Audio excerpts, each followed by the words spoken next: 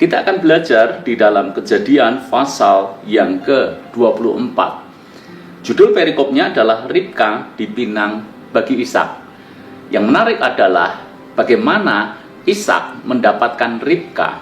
Dan ternyata kita mengerti dari kisah ini, Abraham mengutus hambanya yang sangat dipercaya, yang namanya Eliezer, untuk pergi mencarikan pasangan bagi Ishak. Kita mengerti bahwa Eliezer ini adalah hamba yang sangat dipercaya oleh Abraham. Bahkan di pasal-pasal sebelumnya, kita mengerti bahwa Abraham bahkan berencana untuk mewariskan semua kekayaannya kepada hambanya Eliezer ini kalau anak yang dijanjikan Tuhan itu tidak terjadi di dalam hidupnya.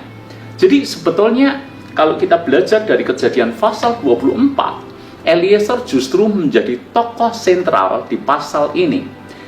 Dia hampir saja mendapat durian runtuh.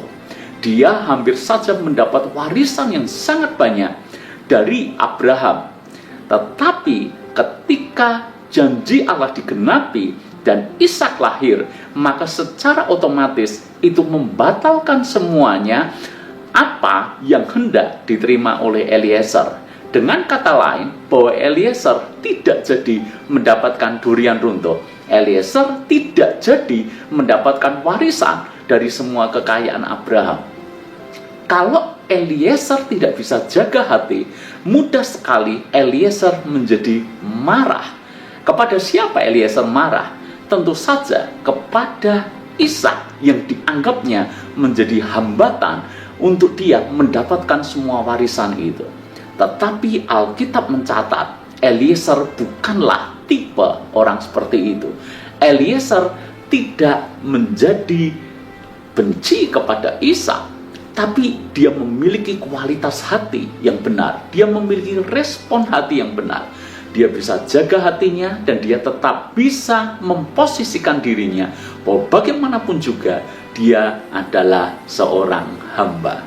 Dan ketika di pasal ini Abraham memerintahkan dia untuk mencarikan pasangan bagi Ishak, yang dalam tanda kutip kalau dimaknai dengan keliru bisa menjadi penjegal mimpi-mimpinya. Tentu saja Eliezer akan asal-asalan melakukan perintah Abraham itu.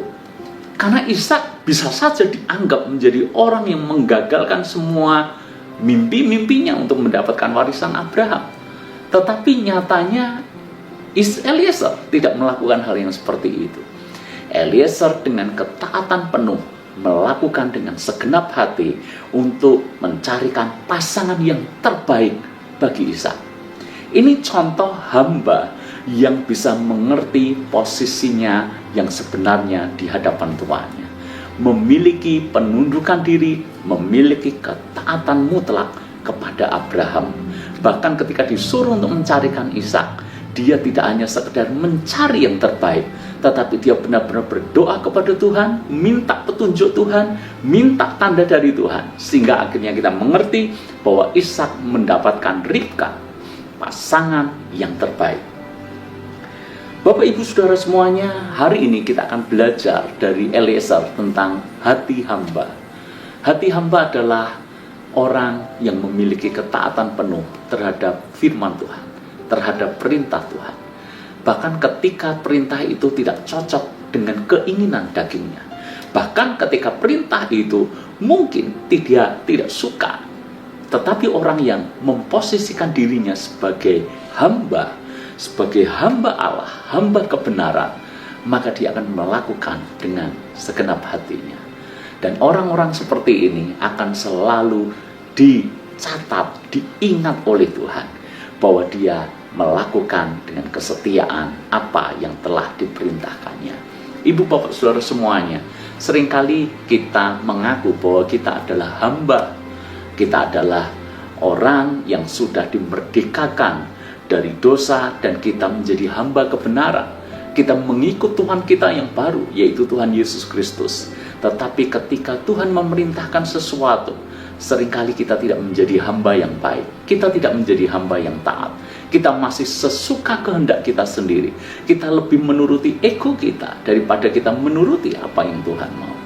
Hari ini belajarlah dari Eliezer. Dia orang yang bisa jaga hati. Dia orang yang memiliki ketaatan penuh dengan Abraham, tuannya itu. Saya berdoa pelajaran ini menjadi berkat bagi Anda semuanya. Tuhan memberkati.